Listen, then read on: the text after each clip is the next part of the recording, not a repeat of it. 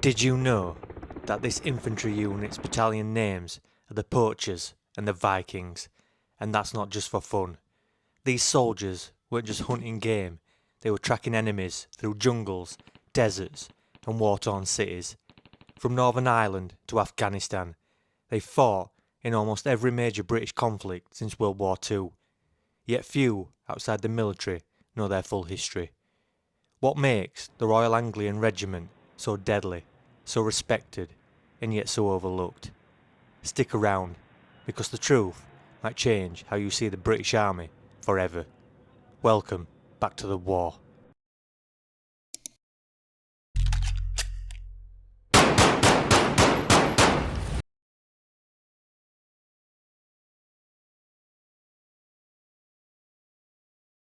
The Royal Anglian Regiment was formed in 1964, but its roots go far deeper, all the way back to the county regiments of East Anglia, including legends like the Royal Norfolk and the Suffolk regiments. In fact, the Royal Anglian Regiment was the first large regiment in the British Army, a new concept at the time. Instead of having dozens of separate county-based battalions, the army merged them into one powerful formation. It was a bold move, and one that paid off. But here's the twist. While most regiments were scaling back, the Royal Anglians were quietly expanding their influence across the globe.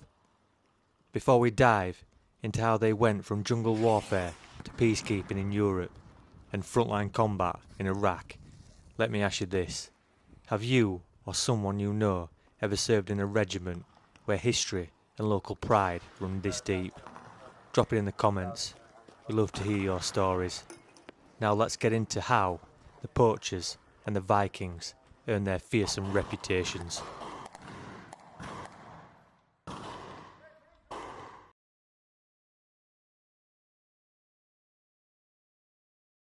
The Royal Anglian Regiment has two regular battalions. The 1st Battalion, known as the Vikings, and the 2nd Battalion, the Poachers. These nicknames aren't ceremonial, they're deeply rooted in local history. The Poachers come from the Lincolnshire Regiment's regimental march, the Lincolnshire Poacher. It symbolises cunning, stealth, and striking where least expected. The Vikings, on the other hand, represent the fierce coastal warrior heritage of Norfolk and Suffolk. These two battalions specialise in light role infantry operations, which means they're often the first in and last out, operating with minimal support and maximum pressure. The regiment also has a 3rd Battalion of Army reservists called the Steelbacks. But in the modern battlefield, how do traditional infantry tactics hold up against drones, cyber warfare and IEDs? We'll get to that soon. First, let's talk about one of the most brutal periods in their history. If you enjoy our content and want to support the channel, check out our merch and membership programs. Now back to the action.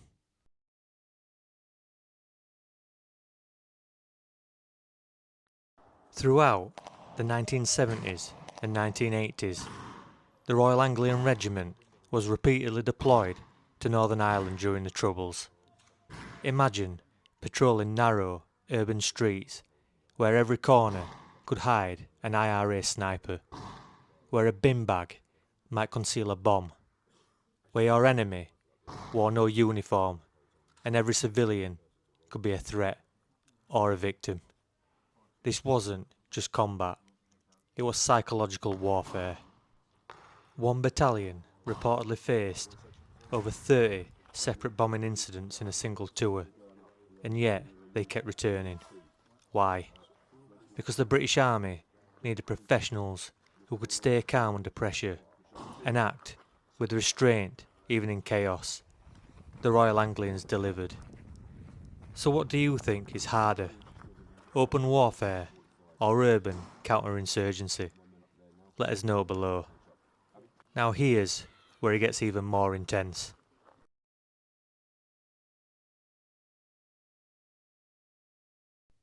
With multiple tours in Iraq, the Royal Anglians were sent into Basra, a city boiling with insurgency and sectarian violence. In 2006, during Operation Telic 8, they saw intense close quarters combat, IED attacks, and had to build trust with a terrified local population. It was a different kind of war. One day you're handing out water, the next you're in a firefight. But it was Afghanistan that truly tested the regiment's grit. During Operation Herrick, the Royal Anglians faced relentless Taliban ambushes in Helmand province. One soldier described it as a fight every time we left a wire. Remember that earlier question about how traditional infantry survives in a world of drones and IEDs? Here's how. Adaptability. The Anglians adapted by mastering urban clearance, integrating with special forces, and even using old school tactics like deception and flanking to outsmart enemies. Their professionalism earned them respect, not just from Allied forces, but from adversaries too.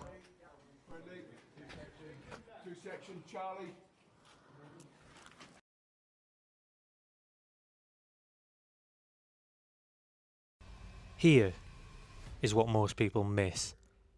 The Royal Anglians aren't just combat troops. They've also been central to peacekeeping missions across the globe. From the Balkans to Cyprus to Africa, they've helped train local forces, diffuse civil unrest, and act as stabilisers in fragile environments. In Bosnia, their presence helped prevent ethnic cleansing. In Kenya, they train local troops in counterinsurgency. In Mali, they supported UN operations. So why don't we hear more about them? Because they don't chase headlines. They get the job done, then disappear into the next mission. This quiet professionalism has become their trademark. No drama, no glory hunting, just results. But here's something that'll surprise you.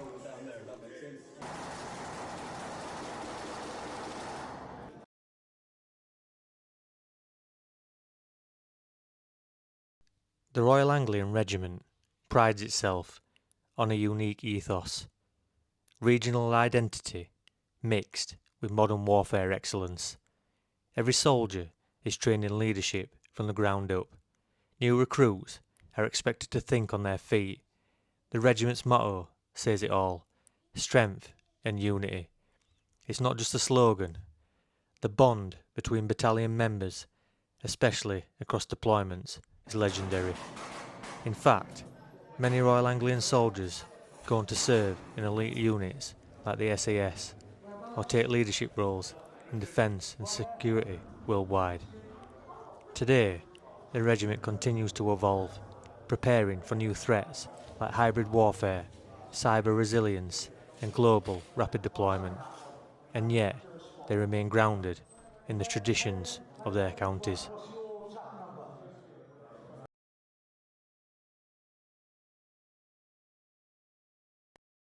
The Royal Anglian Regiment is a reminder that the quiet professionals are often the most dangerous. From patrolling Belfast to clearing compounds in Helmand, they've shaped British military history in the shadows, earning every inch of respect. So the next time someone tells you infantry warfare is outdated, tell them about the Vikings, about the Poachers, about the Steelbacks, about the regiment that keeps fighting wars even when the cameras stop rolling. If you enjoy this video, don't forget to check out our deep dive into the Royal Engineers, the battlefield builders who turn the tides of entire wars.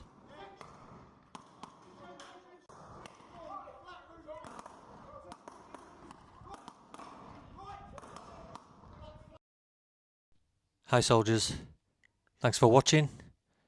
Don't forget to like, subscribe, leave your thoughts in the comments, and check out our merch and membership programs.